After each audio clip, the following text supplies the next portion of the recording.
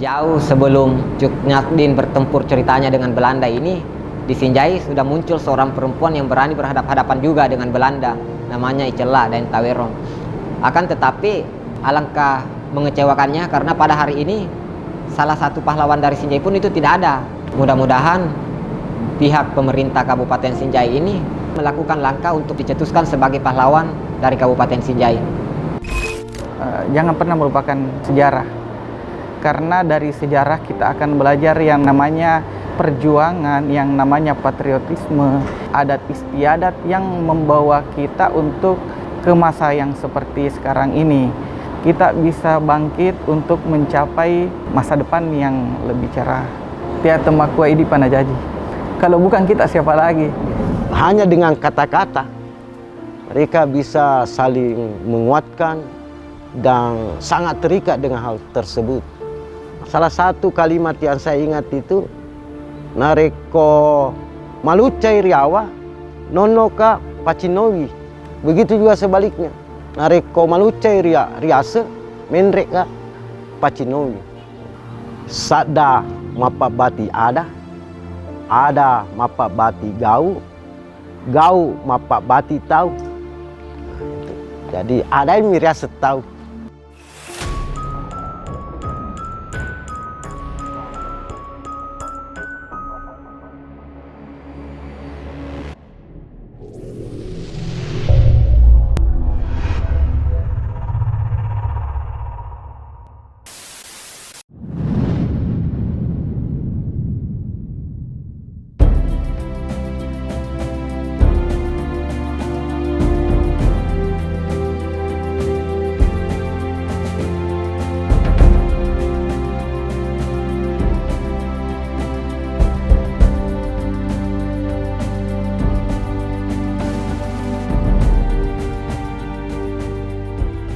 Salam budaya. Watak dan karakter masyarakat Sinjai berlandaskan tatanan dan prinsip sipakatau, sirui menre tas sirui no, serta malilu sipakainga. Kota dengan slogan bersatu bisa dibilang punya nilai historis tersendiri dibanding dengan daerah lain yang ada di Sulawesi. Pada awalnya, Sinjai terdiri dari beberapa kerajaan-kerajaan seperti kerajaan yang tergabung dalam Federasi Teluk Limpoe dan kerajaan-kerajaan yang tergabung dalam Federasi Pitu Limpoe. Bagaimana sejarah ini dimulai? Ikuti terus ekspedisi kami di Tanah Sinjai.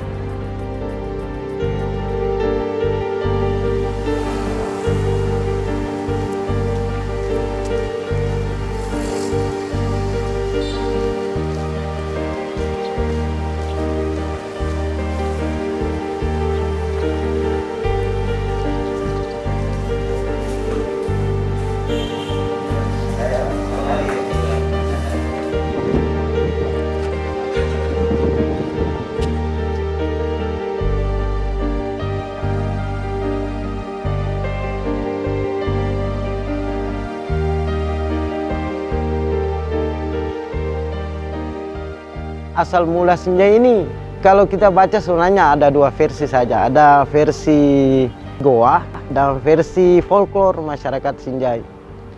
Kalau versi Goanya itu, suatu ketika Iman Reogau itu berkunjung ke beberapa kerajaan di Sinjai dan melihat orang yang menyambutnya. Kemudian beliau mengatakan, Sinjai ji tahunna tondom bulo-bulo na tahunna macini sombala.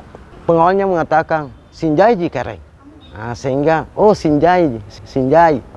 Artinya kan Sinjai itu bisa diartikan sama banyak. Iya. Tapi kalau versi folklornya, Dalalontara itu orang pertama yang membuka lahan pertanian di sini itu namanya Topasaja. Nah, dari sinilah kemudian dikatakan perubahan dari Saja itu menjadi Sinjai. Tapi itu apa ya? Kalau secara argumentasi kayaknya lemah. Tapi ada juga catatan lontar yang mengatakan bahwa Pasijai singkeruanna tondong bulo-bulo nalamati. Artinya Pasijai, artinya satu jahitan. Nah, di situ. Di Sinjai semua gelar bangsawan, khususnya Bugis Makassar dipakai. Ada karai, ada peta, ada puang, semua dipakai di Sinjai.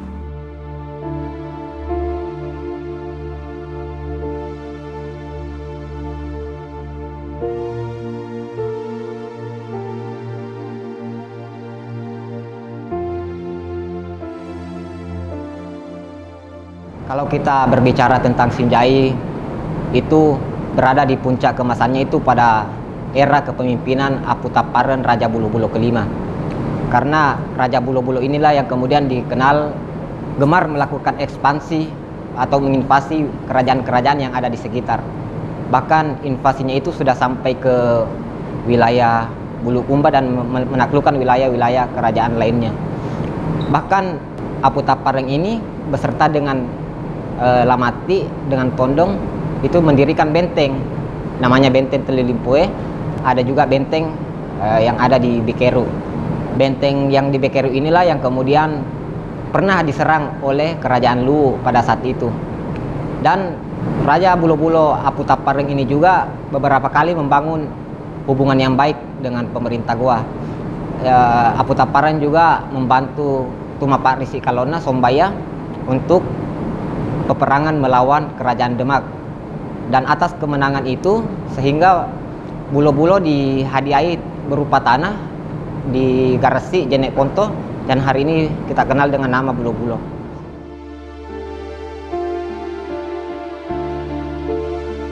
Konfederasi Telu Limpo itu muncul karena arahan daripada Karain Tuni Palanggau Laweng bahwa ketiga kerajaan ini harus Telu Limpo, harus Tulu Parajo antara Tondong, Bulo-Bulo dan Lamati. Jadi pada saat itu ketika setelah diinstruksikan oleh Sombaya, maka ketiga kerajaan ini kemudian membangun perjanjian untuk Telu Limpo di Aruhu, itu kemudian dikenal dengan Ajuara Tanenge. Kalau kita membaca beberapa referensi tentang aliansi atau federasi itu dimulai pada sekitar tahun 1500-an atau abad 16. Itu tidak lepas juga dari kondisi sosial politik di Sulawesi Selatan pada saat itu. Kita ketahui bahwa ketika kerajaan Goa Tallo itu dipimpin oleh Dai Mata Andre Tumapak Risi Kalona yang dilanjutkan oleh Tuni Palanggau Laweng, ekspansinya itu kalau ke utara melewati daerah Mandar, ke selatan sampai membelok ke daerah Sinjai hari ini di pantai timur, itu luar biasa. Cuma kemudian kan ini daerah Sinjai, di sebelah utaranya itu di seberang Sungai Tangka, itu sudah masuk wilayah Kerajaan Bone. Artinya Sinjai sebenarnya dalam istilahnya itu daerah buffer start, daerah pertengahan antara pengaruh Goa dengan Makassarnya dengan pengaruh Bone dengan Bugisnya. Saya kira itu entitasnya itu. Kalau kita juga baca di Christian Pelras, menulis itu di dalam bukunya The Bugis bahwa terbentuknya Federasi Telu Limpo itu atas inisiasi Raten Rirawe Bongkange. Tapi kalau di catatan lontera juga kita di sini antara di Tondong, Bulo-Bulo dan Lamati, itu Imen Reugau juga sering berkunjung ke sini. Sehingga boleh dikata penguasa-penguasa Sinjai itu terjebak. Dan juga kan sebelum-sebelumnya juga ini mereka punya hubungan kekerabatan yang biasa diistilahkan itu kerajaan Pasiajingan.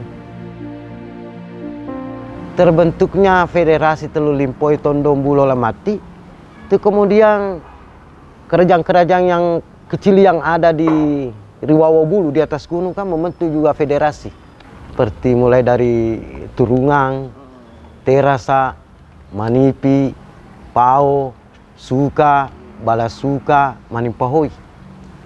Terbentuknya konfederasi ini salah satu kalimat yang saya ingat itu Nareko Malucai Riawa, Nonoka Pacinowi. Begitu juga sebaliknya. Nareko Malucai Riase, Menreka Pacinowi. Jadi orang-orang dulu itu hanya dengan kata-kata mereka bisa saling menguatkan dan sangat terikat dengan hal tersebut. Jadi bukan traktat dalam bentuk perjanjian tertulis, tapi dengan kalimat komitmen. Bahkan hanya disimbolkan dengan batu, lamu patue, penanaman batu sebagai simbol kesatuan itu. Bahkan itu kan ada ungkapan itu misalnya sada mapak bati ada mapak bati gau mapak bati tahu. Jadi ada yang mirias tahu.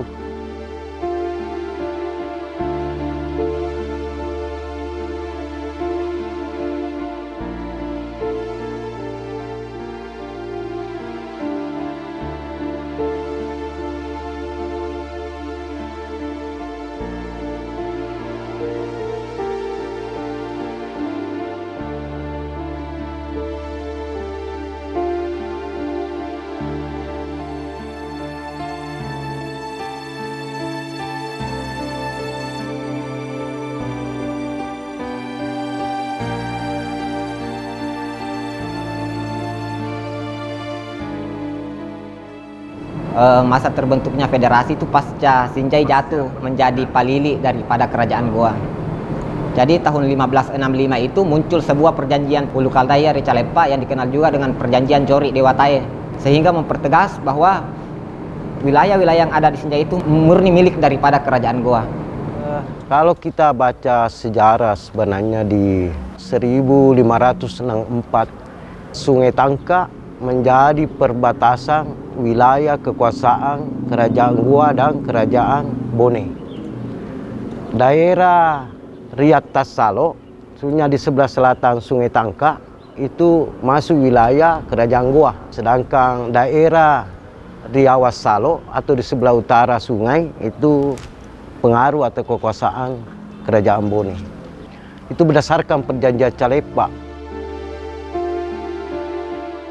Kemudian pada tahun 1557 bersatu 3 raja, misalnya Lama Pasoko, Laumanoe Tanruna, itu Raja Bulo-Bulo, kemudian Lapat Dendring Raja Lamati, dan Yoton de Marumpak Raja Tondong, itu kemudian membangun benteng yang disebut Benteng Panyua, karena arsitekturnya berbentuk penyu.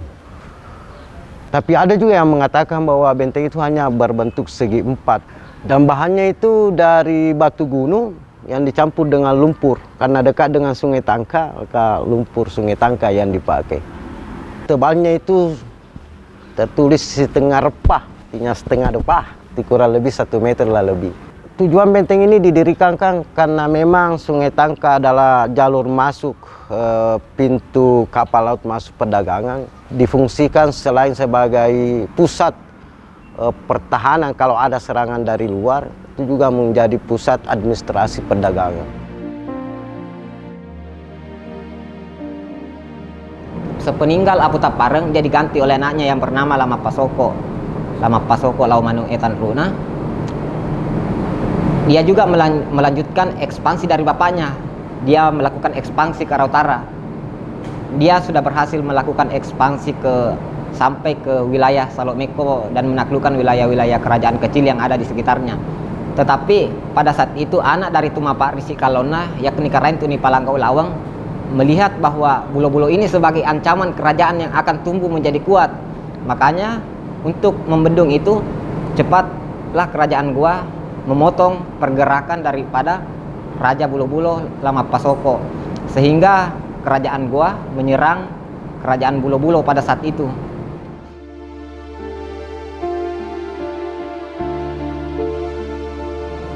Kerajaan Goa belum mampu menaklukkan Bulo-Bulo pada serangan pertama, sehingga pada peperangan kedua dia melibatkan Wajo, Sopen dengan Luwu. Hal itu terekam dalam Lontara suku Nawajo. Itu kemudian dapat menumbangkan Bulo-Bulo hanya dalam 1 malam.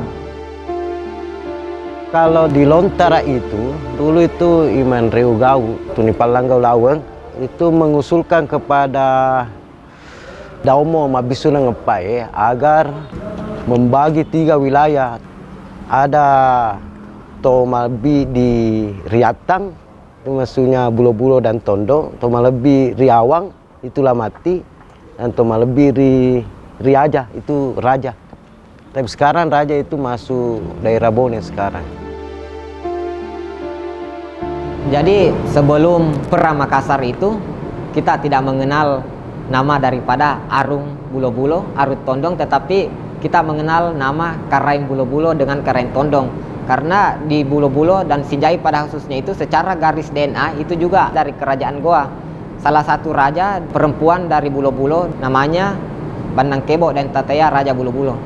Itu adalah sepupu satu kali daripada Sultan Alauddin. Anak daripada Bandang Kebo dan Tateya ini bernama Rante Patola dan Irate yang menikah dengan sepupu sekali Arupalaka Peta Malampega Menuana yang bernama Peta Soleba. Sehingga turunan daripada Peta Soleba dengan Rante Patola ini melahirkan anak yang bernama Lama Pasesu dan Mamangu, dan rumpun inilah yang mewarisi kerajaan Bulo-Bulo dan kerajaan yang ada di Lamati. Perjanjian Calepa itu membuktikan bahwa Sinjai sebenarnya itu adalah wilayah-wilayah kerajaan Palili Goa. Palili dalam hal ini biasa diartikan taklukan, tapi sebenarnya adalah kerajaan otonom. Punya bendera sendiri, punya mengatur pemerintahnya sendiri. Goa hanya butuh pengakuan. Iya. Untuk urusan ke dalam negeri Anda silakan atur sendiri. Tapi ketika ada ancaman kepada Goa, Goa meminta bantuan, bantu. Demikian juga sebaliknya. Ketika ada yang mengganggu Anda, Goa akan turun tangan terhadap itu.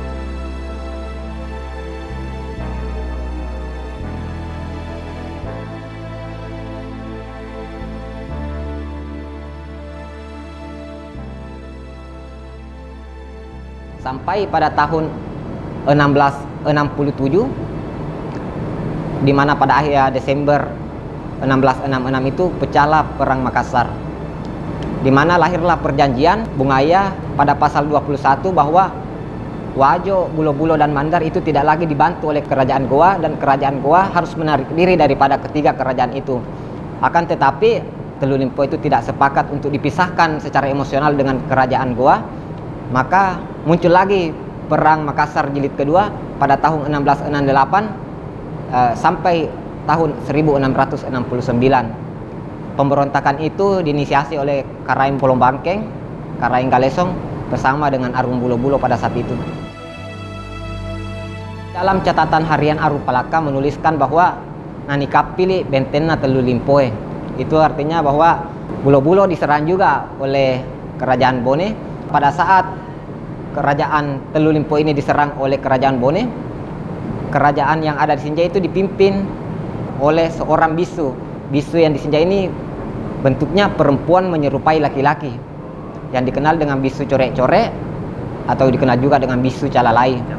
Dengan senjatanya menggunakan kayu walidah. Dari dalam catatan Arupalaka itu menuliskan bahwa dia ditembaki oleh tentara Bone dan tentara Sopen, tetapi bisu ini tidak ada yang terluka satupun. Nantilah pada saat penyerangan kedua diserang lagi bisu ini dan mereka berhasil ditumpas. Di tempat penyerangannya itu ada situsnya di Sinjai. Hari ini tepatnya di Desa Lamati Riawang di Maconggi. Di situ ada situs namanya Jerak Bisu.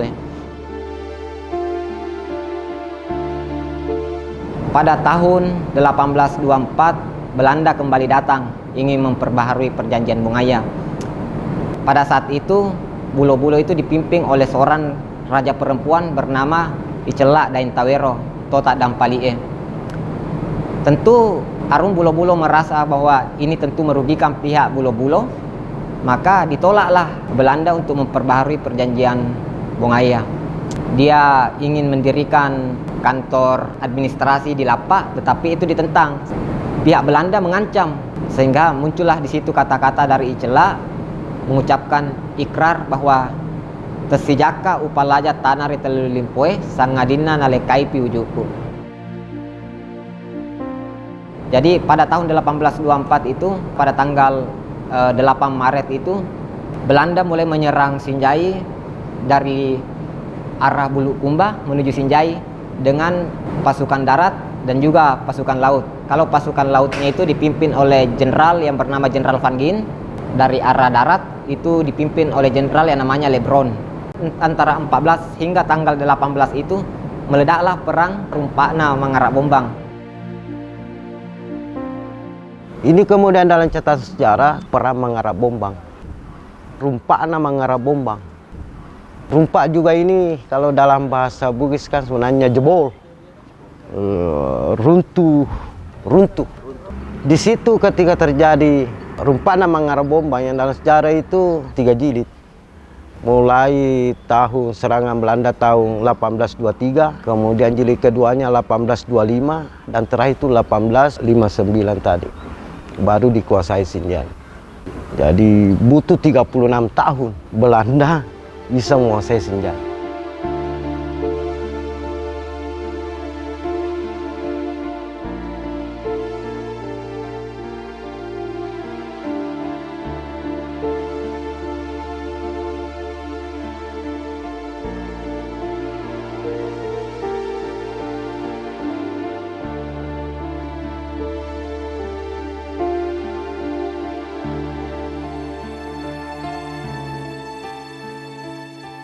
Rumpak Mangarak Bombang itu di mana? Ini sepanjang garis pantai ini, mulai di muara Sungai Tangka, masuk ke dalam, kemudian muara Sungai Tui, muara Sungai Baringeng, sampai di muara Sungai Buarian di sana. Tapi karena kalah persenjataan yang terupdate, terus kemudian yang patut juga dicatatkan itu adalah politik divide impera. Ada juga satu yang perlu saya sampaikan, saya pikir ini penting karena terkait dengan Rumpakna Mangarak Bombang, generasi muda itu penting untuk mempelajari. Dari Rumpakna Mangarak Bombang ini atau perang Mangarak Bombang ini melahirkan tokoh-tokoh. Misalnya Icela Tadampalie, Raja Bulo-Bulo yang seorang perempuan. Beliau seorang arung, raja, perempuan yang begitu kuat, tegas, gigih melawan Belanda sampai titik darah penghabisan. Terus ada Itolere, itu Raja Tondong, di situ muncul ketokohannya ini. Kemudian ada ibannya dari Sisila, Raja Lamati. Makanya pada saat di zaman Icela dan Tawero ini juga dibangun beberapa benteng di Sinjai. Ada 8 benteng itu kan, bahkan lebih karena ada juga beberapa benteng yang tidak terlacak. Dan yang mengakomodir semua pasukan pada saat itu adalah Icela dan Tawero. Yang kemudian mengambil panglima perang itu adalah Lamandasini, Peta Puteisie. Di gelarnya itulah Puteisie berarti giginya mungkin putih. Kemudian ada Lamakaroda, Basokalaka, Puang Lampeutu. Bahkan perang Mangarak Bombang tahun 1823 itu ada toko Rambajo yang tinggal di Pulau Sembilan itu berhasil menenggelamkan satu kapal logistik Belanda. Dan toko yang dicatat dalam sejarah itu namanya Lakampacu dari Maktara. Kemudian ada Ibundu dari Paraga. Tanggal 23 Maret 1825 itu seluruh pasukan Belanda yang ada di Sulawesi itu ditarik ke Pulau Jawa untuk ikut serta melawan perang di Penegoro yang jauh lebih bergolak pada saat itu. Barulah Sinjai ini bisa diambil alih oleh Belanda pada tahun 1859. Setelah Belanda mengambil alih Jawa, dia kembali lagi ke Sulawesi. Dan disitulah dia mengambil alih Sinjai pada tahun 1859. Dan setelah Belanda masuk menguasai Sinjai, Belanda menginstruksikan untuk menghancurkan benteng-benteng yang ada di Sinjai pada saat ini dan hanya mempertahankan satu benteng yang hari ini kita kenal dengan Benteng Balanipa.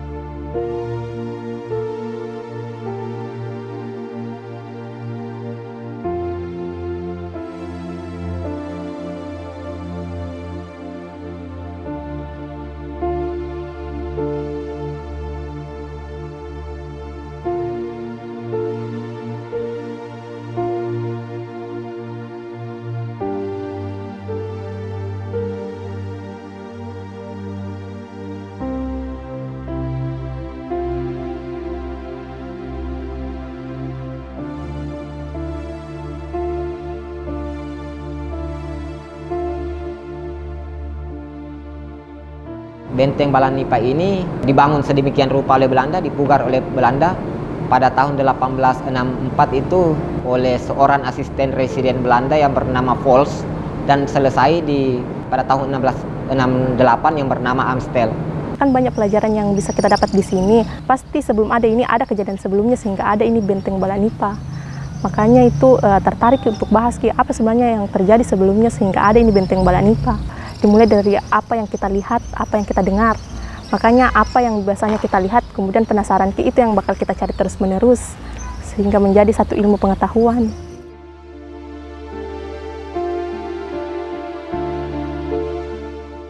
Celak Tadang Pale ini kurang populer karena di dalam lontara bulo-bulo itu dikisahkan bahwa Celak Tadang Pale ini tidak memiliki keturunan karena begitu sibuk mengurus kerajaan. Pada waktu dia berumur 12 tahun itu sudah mewarisi 6 kerajaan sekaligus. Kerajaan dari pihak bapaknya, dia juga sudah mewarisi kerajaan dari pihak ibunya. Jadi ada 6 kerajaan, yaitu Labuaja, Kahu, Patinteng, mewarisi juga Bulo-Bulo, Salangketo dengan Mario. Jadi jauh sebelum Cuk Nyadin bertempur ceritanya dengan Belanda ini, di Sinjai sudah muncul seorang perempuan yang berani berhadapan-hadapan juga dengan Belanda. Sosok Celak ini meninggal di usia kurang lebih 40 tahun. Pada saat dia telah menerima lamaran, dia meninggal pada saat itu. Dikisahkan bahwa dia meninggal di Bulo-Bulo dan dimakamkan juga di sekitaran Bulo-Bulo. Makamnya terlacak ada di Kalaka dan ada merawat makam tersebut. Tapi alangkah mengecewakannya karena pada hari ini salah satu pahlawan dari Sinjai pun itu tidak ada. Mudah-mudahan pemerintah Kabupaten Sinjai ini menyadari tentang eksistensi Celak ini pada masa lalu sehingga berani melakukan langkah untuk menseminarkan perjuangan Celak dan Tawero ini untuk dicetuskan sebagai pahlawan dari Kabupaten Sinjai.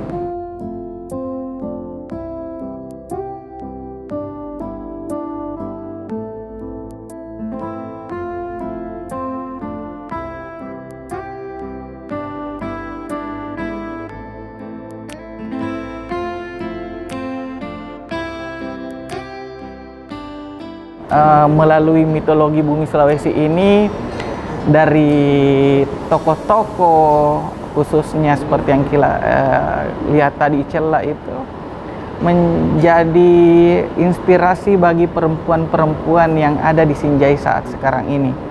Bukan cuma Sinjai, baik itu di Sulawesi Selatan, di Sulawesi ataupun secara umum, perempuan itu bisa berjuang juga untuk mendapatkan yang namanya kebebasan. Hal ini sudah terbukti di zaman sekarang ini. Banyak perempuan yang sudah orbit menjadi orang-orang yang dipercaya. Banyak perempuan-perempuan yang berprestasi bukan cuma tingkat nasional tapi internasional. Sekarang kita hidup di zaman yang perlu kita sinergikan. Laki-laki, perempuan itu harus bersama-sama membangun sebuah hal yang lebih besar ke depannya.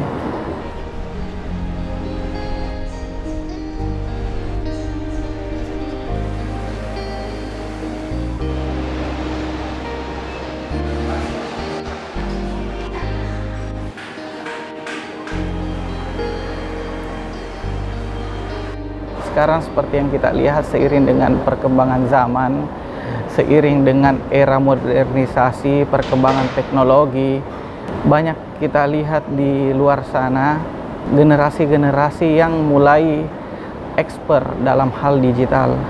Kita tentu berharap bahwa generasi ini mengambil positif perkembangan zaman saat ini.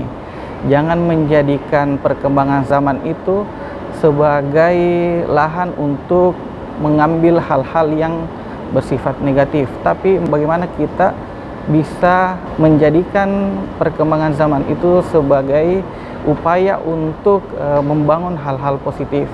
Tapi ingat, jangan pernah yang namanya merupakan sejarah, karena dari sejarah kita akan belajar yang namanya perjuangan, patriotisme, adat istiadat yang membawa kita untuk ke masa yang seperti sekarang ini. Generasi muda jangan pernah yang namanya mencoba mendekati pergaulan yang negatif, jauhi namanya narkoba ataupun hal-hal yang bisa merugikan diri kita sendiri. Dan yang terakhir yang menurut saya yang paling penting, kita ini Pak Iwal orang Bugis Makassar, jangan pernah mudah goyah. Jangan hanya sekali kita tersandung batu, kita jatuh, kemudian kita tidak mampu bangkit. Padahal ke depan ada sebuah gerbang emas. Di jalanannya itu banyak halangan, kita sudah jatuh, kita sudah mundur. Semua itu kita bisa bangkit untuk mencapai masa depan yang lebih cerah. Kuncinya satu, Tia Temakua Idi Panajaji. Kalau bukan kita siapa lagi yang bangun kampung tak nanti.